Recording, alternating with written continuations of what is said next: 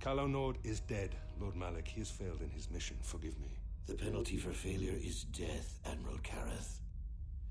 But the failure was Calo's, not yours. You may rise. Shall I hire another bounty hunter, Lord Malik? No mere bounty hunter can stand against a Jedi. I shall not make the same mistake again.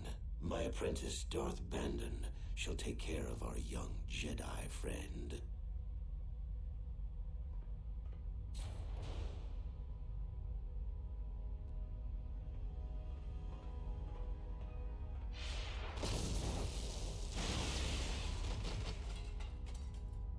How rude.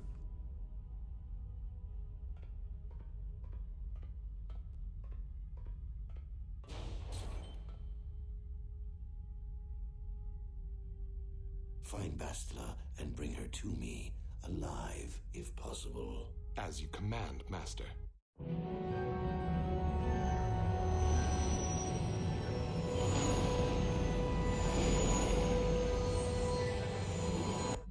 Already saw that. Not sure who just disappeared there. How can I help? Talk to me. I do. I've been watching you, studying you closely to see what kind of progress you've made since your training at the hands of Master Zar. What, you've been grading me? I've seen how you've resisted many temptations and continued to walk the path of the light side. Very commendable. But I'm afraid you might stray from this path. You need to see what the dark side represents in its entirety, for it is what we battle. Only the wisdom of a Jedi Master can truly explain this, but I will do my best to make you understand. What are you trying to tell me? The dark side is not simply giving in to anger, temptation, or to use the Force to destructive ends. These things only lead to the dark side. The dark side grows stronger and more insidious the closer you draw to it. It begs you to surrender to it, to release all its terrible power, and it becomes harder and harder to resist. And once you stop resisting, it's too late. It twists you up inside and turns you into a mockery of everything you once stood for.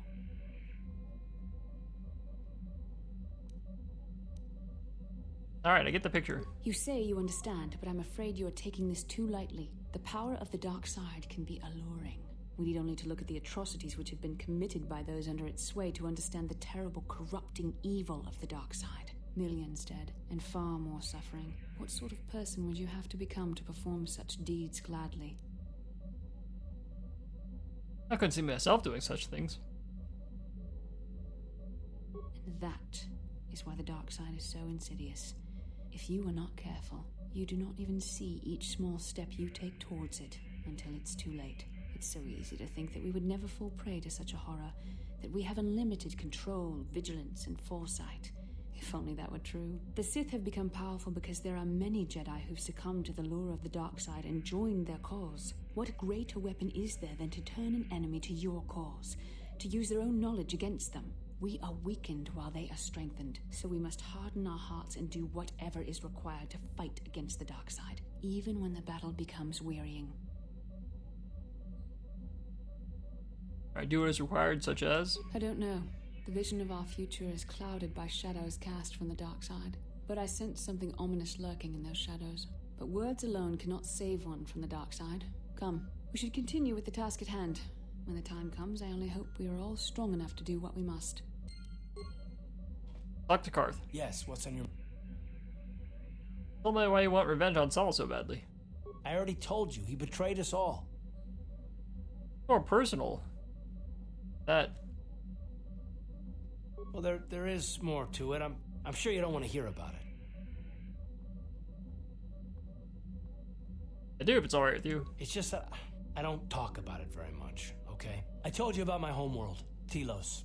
4 years ago, Saul led the Sith fleet there and demanded its surrender. The planet refused, and Saul proceeded to devastate its entire surface. Millions died. I had a wife and a son on Telos. I thought they would be safe there, but my task force arrived too late to be of much help. We didn't have enough medical supplies. The colony was burning and the dying were everywhere. I remember holding my wife and screaming for the medics, but they didn't come in time. Terrible, I'm sorry, I didn't know. Of course not, how could you? I mean, I had nothing left after that, really. I devoted myself to the fleet. Hunting Saul was my only purpose. I miss them. And I know killing Saul won't bring them back. And it won't make me happy again, but I have to do it. I don't expect you to understand, but I have to pay him back for what he's done. I have to. It's all I have left.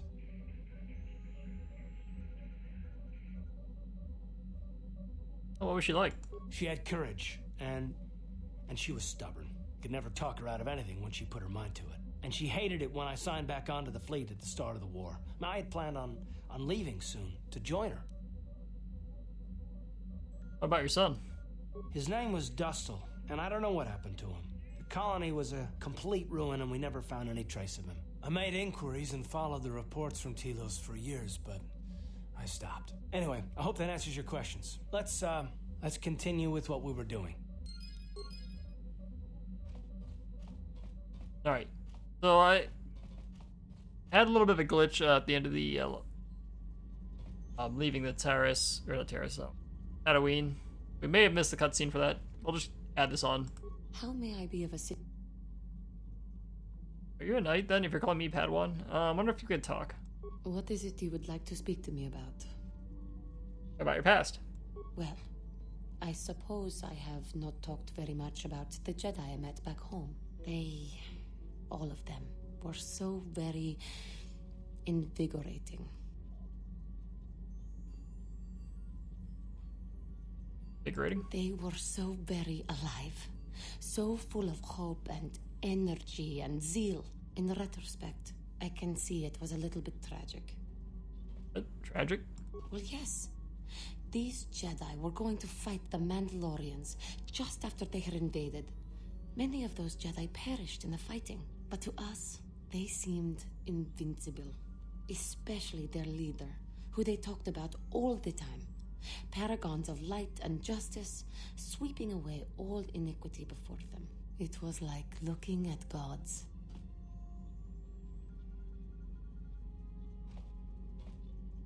Seem to be misrepresenting themselves. I was merely using poetic license. Those Jedi, they were enthralling. Everyone wanted just to touch them. Some people thought it would bring them luck. Not that the peace they brought lasted very long. Happened. The Jedi left. The people grew complacent. Those who had been wronged saw their chance at revenge. And so the cycle continues. The oppressed become the new generation of oppressors. The human oppressed, that is. The non-humans were never treated well in any case. We felt the brunt of both administrations. Was it bad? Of course it was. They took their frustrations and hate out on us because the people they wanted had already fled or were too well protected. But no one looks out for the injustices we suffered. Oh no, but I am sorry. I should not have outbursts like that. Yeah, it can lead to the dark side. I know. And I must be ever careful that I do not fall back into those ways again. I thank you for your support. My outburst was uncalled for, but you did not lash back at me.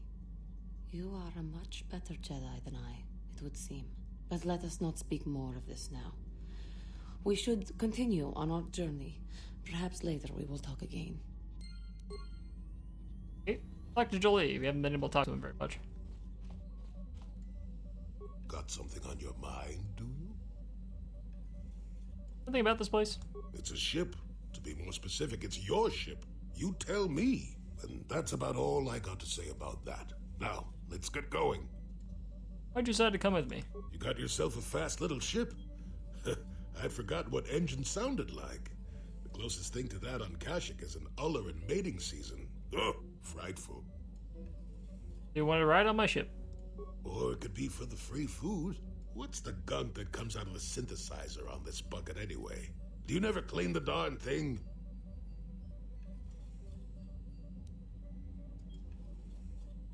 Alright, no, seriously, tell me. I'm old, damn it. I'm allowed to be enigmatic when I want to be. And don't you go telling me otherwise. You know, you remind me of someone else I knew ages ago. Pleasant enough fellow, great destiny, all of that. breath like a bantha. It's a comment on my breath. No, but it could be. An Anduvian salt tablet would clear that right up, you know. Anyway, where was I? Oh, yes. Andor Vex was his name. The Force swirled around him like a hurricane. That's how great his destiny was. Never heard of him. That what you see around me too? Well, it's not so much a hurricane as a slight breeze. But that doesn't mean anything. Destiny is sometimes in the eye of the beholder. Well, it turned out that poor Andor believed a wee bit too much in the infallibility of that destiny. That overconfidence turned out to be his downfall. Supposed to be some kind of heated meeting in this? I don't know. Are you overconfident? I hadn't noticed. Even if I had, I would never comment on it. We're talking about Andor, remember? Let's see. Oh yes, Andor's downfall. I was pretty young myself when it happened. At the time, I thought that Andor's destiny couldn't be more boring.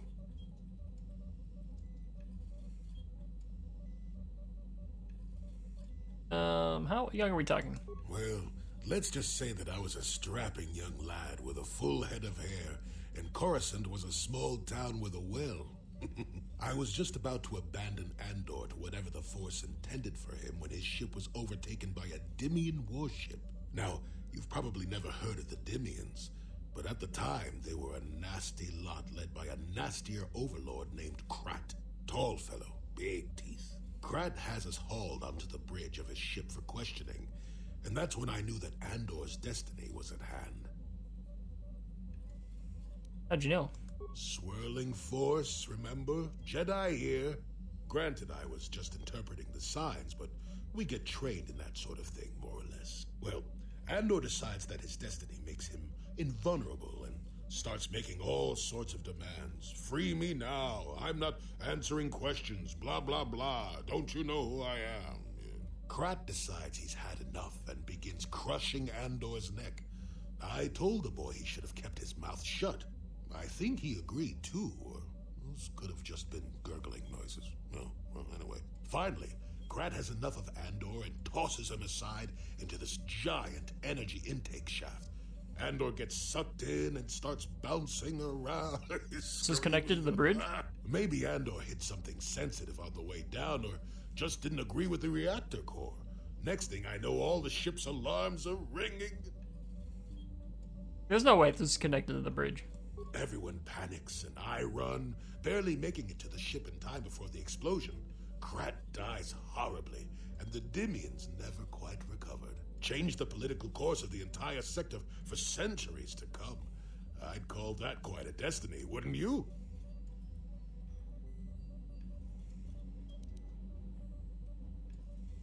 Okay, so what does this have to do with you coming with me? Want to see me fall into a reactor shaft and accidentally destroy a ship? Well, hey, the chances may not be great, but when one has the opportunity to see something like that twice in a lifetime. Anyway, go on. My throat is dry and you're making me cranky. Shoo! Alright, everyone, plug up the reactor shafts on the ship right now. Yeah, what do you want? More war stories, go. I don't have as many strange stories like the last one I told you, but I do have a couple about me and the stuff I've done. In one battle above the world of Althir, my unit managed to defeat a force of Althiri 10 times our own size. That battle gained me command of an entire subsect of my clan. Alright, yeah, sure, tell me that For story. 5 days, they had managed to hold off our forces, keeping us to the outer rings of their world, preventing us from attacking it directly. My task was to assault one of their flanks with a false attack. The Althiri would be drawn out by the units I had sent in. Once they had surrounded those units, the bulk of my forces would attack from the rear and defeat them in detail. I guess you won? They don't seem too right. They weren't stupid. Stupid races don't make starships and weapons of mass destruction. But they weren't masters of the arts of war as the Mandalorians are. Things didn't go as I had planned. I saw an opening, a mistake they had made in the disposition of their forces, and took it. While fending off our main force, they had let their fleet split in two. The center of their entire fleet was left exposed. I turned my forces and assaulted the center of their fleet, decimating them. What they do? Their slow, ponderous ship could not turn to face us without being overwhelmed. The command vessels were destroyed in seconds. Their ranks were thrown into chaos. It was amusing to watch the surviving ships scatter and flee. Several even tried to dive through the plane of the rings to escape us. They were shredded by the rings, or crashed into rocks, or were destroyed by our forces as we pursued them. Warriors do not flee from a battle if they are losing. They fight to the end, as we did against your Jedi Revan. Another time, maybe, I'll tell you about how the war with the Republic went. For now, let's just get on with things. Is there something else you want to know? Nope, that's it. Actually, can you give me one of these? Hey, don't worry. I think you've got enough there as it is. You don't want to overload yourself on stims. Otherwise, you might destroy your adrenal system. A real warrior knows his own limits and doesn't overestimate himself. There anything else you need? Guess you already made one for me. More war stories? I think I'll tell you a bit about the recent war we had with the Republic. That might be more familiar to you. The one where Jedi Revan beat my people. We started by conquering worlds outside the Republic. We did it quietly so the Republic wouldn't really know what was going on until it was too late. When we finally did hit the Republic worlds, they had no idea we were coming. We came in through 3 invasion corridors in adjacent sectors. Anyone who put up a fight, or wouldn't fight, was crushed. We razed whole worlds trying to provoke the Republic into fighting us. I don't particularly enjoy wiping out worlds for its own sake, but the cowardly tactics the Republic defenders used left us little choice. What do you mean? Hiding in the homes of civilians, using families as shields, thinking we would not use appropriate force on their bases inside major cities. They underestimated our resolve, and what measures are acceptable in war. Those who cannot defend themselves should not be around those who can in battle. If annihilating a city is the kind of power it takes to overwhelm a Republic shield device, then that's what we did. Necessary force to destroy all opposition. I found another way. I have no time or patience for cowards. They deserve to be hunted down and exterminated like vermin. There was no honor in wiping them out like rats. But some of your forces did redeem the Republic in our eyes. Especially later. How they redeemed themselves? Later, when Revan had joined the war. But we'll get back to that. We've wasted too much time already. Is there something else you want to know? Alright, that's it. Your choice. I'm here if you want something done right.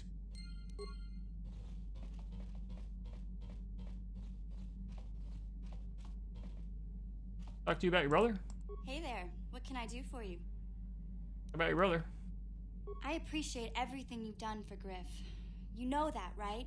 I just hope things work out for him this time around. I guess we'll find out when he meets up with us at the Zerka Corp shop. If he's got those credits he promised you, then maybe there's hope for him yet. Okay, so I guess you won't say anything until we meet him.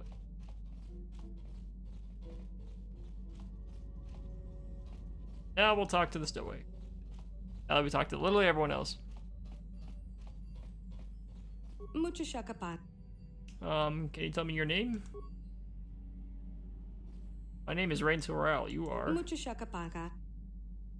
Sasha. That's your name, right? Mucho shakapaga. How'd you get on the ship?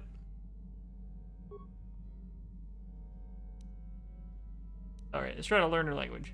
Tonki ba no.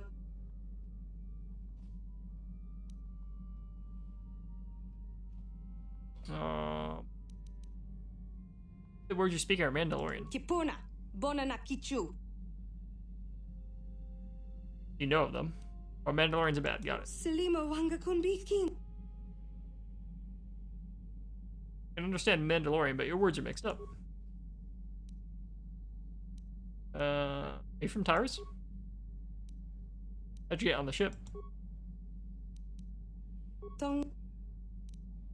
Uh, Tong abuk shami. see you or you see me? Tong abuk sham. Hiding? Tong ki ba. Sip. Tong abuk. The thing? Something around? Dong abu. Everything is safe, is that it? Dong ki ba non. Deep? Kipuna. In home. The ship is your home. Kipuna. Bonanak. Riding the starship. It's your home, I understand. Muchushak. Muchushak. Dong ab. I'm just gonna click through these. I don't really understand what's going on. Selimo. Kipuna. Kipuna. Dong. Okay, not gonna hurt. So, yep. Yum? What kind of word is that? Dong abuk. Yep. Muchushakapan. Yum is food. Okay. Selimo That wangakun. makes sense. Is that all one phrase? Kipuna. Or? Kipuna. Literally just clicking the first option here. Kipuna. Got some food. Alright, well there's a food storage thing over there, I guess. Muchushaka. Tell me a story. Dongki. Tell me. Alright, communicate. Muchushak. Selimo. Kipuna. Mandalorians. Go on to leave. The Ebon Hawk is your home. Dong abu. Ebon Hawk is not your home. Not your first home. Dong abu. Tell me about your home before. Dongki ba non. Dantooine. Need someone on Dantooine remembers you? Alright. A little bit of experience for that. And now we'll finally go outside. I think I'll probably just turn this into its own episode. I was originally going to make this an add-on to the previous episode, but at this point, it's long enough that it can be its own thing.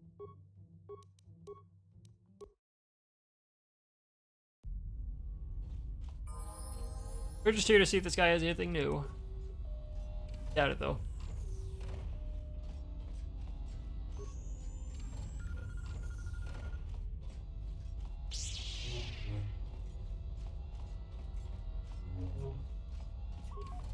Oh, okay. It's not good enough. No, you have more. We want it now. What? You can't just rewrite our agreement whenever you feel like it. The exchange won't stand for it. The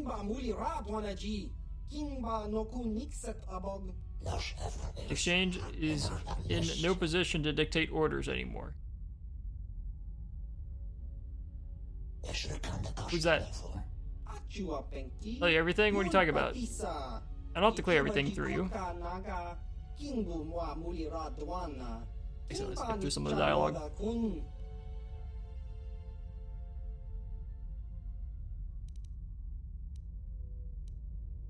I represent the exchange. Exchange has no power over us, human. Our business is with him alone. We'll be back. I'm wearing Davik's armor. Thank you for helping, but I really don't think you could have provoked him like that. It can be impulsive sometimes. Still, at least I ended up in all in one piece, right? Right. Let's see if you have anything else for sale. What do they want? When may give me more of my inventions? Stuff that I haven't finished working on yet. Ever since Davik went down, the exchange is a non-factor in these parts. The Trandoshans are trying to muscle in on all the old exchange businesses now. Maybe I can still work something out with them. Thank you for being here, though. Might have gone less pleasantly if you hadn't shown up. Is there anything else you want? Sure, what do you have for sale? Environmental Bastion. 22,000 credits. I can afford that. Oregon Ion Weapon. Oregon. Wow, 3. Some expensive equipment, though. Oh, okay. And it's done right. So these have unlimited uses.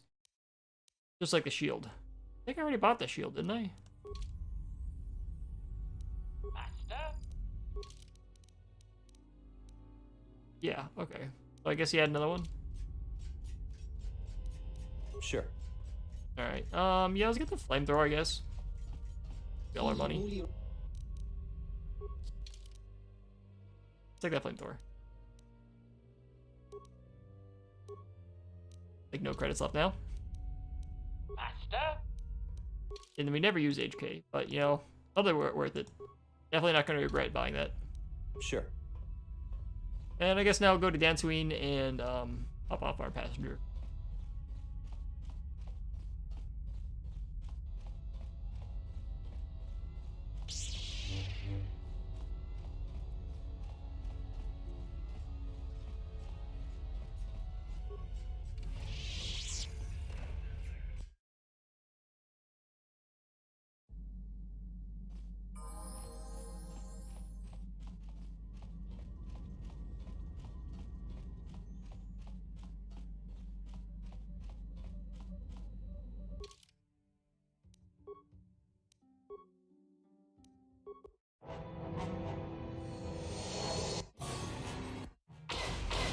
Oh, okay. Incoming Got fighters. ambushed.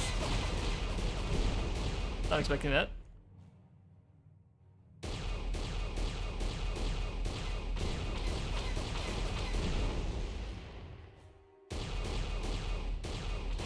Chad had some action in this episode.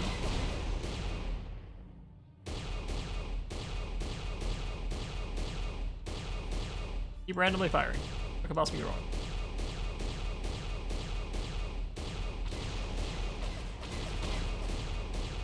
Where'd you go? Last one, come on. You don't use shields. Got him.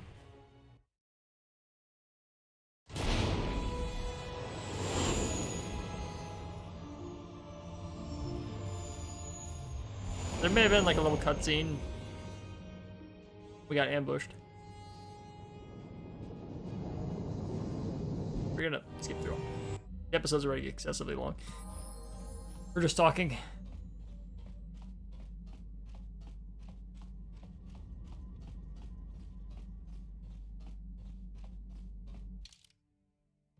Let's bring Billy and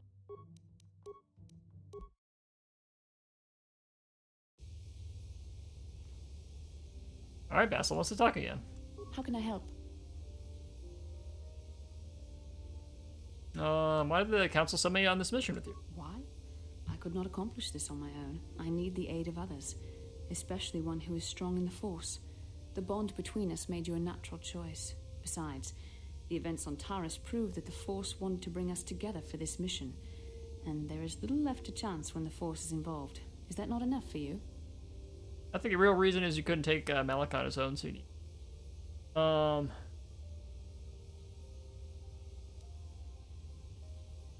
Yeah, it seems odd that they would send me off without a master to guide me. I admit, there were times that I wondered if this is more than just a mission to stop Malak. There were times when I wondered if this was also a way for the Council to test my own abilities. I had a feeling there's more going on than I know. I wondered if the Council wanted to see how I would help and guide you on our quest. I wondered if they were testing me to see if I was ready to become a Jedi Master myself. And then I realized how Skip the rank of Knight and go right to Master? As the Council explained, sending a Master in our group would only have drawn unwanted attention from the Sith. The fate of the galaxy is at stake. The Council would not risk it merely to test me. They calculated the risks, and in the end chose the only option available.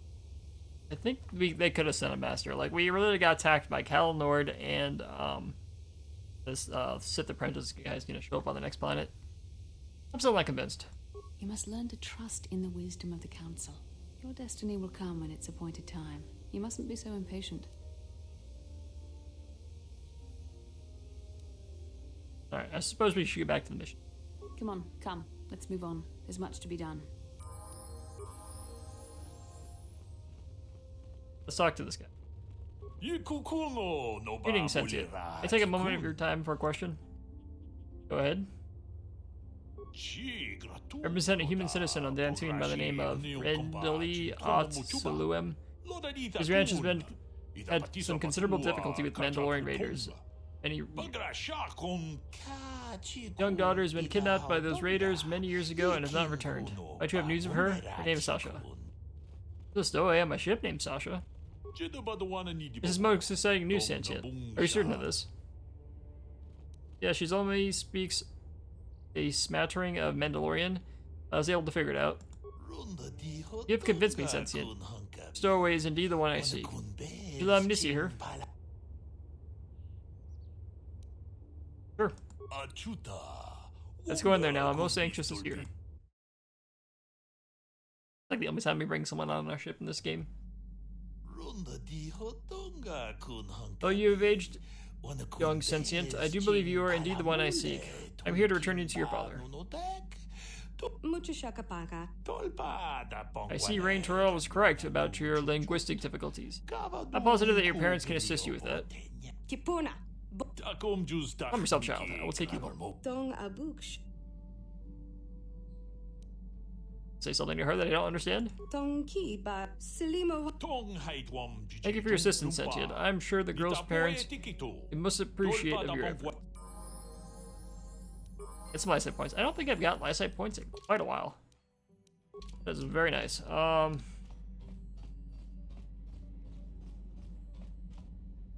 That's it then? So we go for more story, but I think we've done enough of that in this half-hour-long episode of just talking to literally everyone on the ship. Alright, in the next episode, we'll travel to, Anan. I think we're about 3/4 of the way, maybe halfway through the game, we'll see. A couple more planets to do. Anyway, if you like this episode, stay tuned for next one. I'm TJ, and I'll see you next time.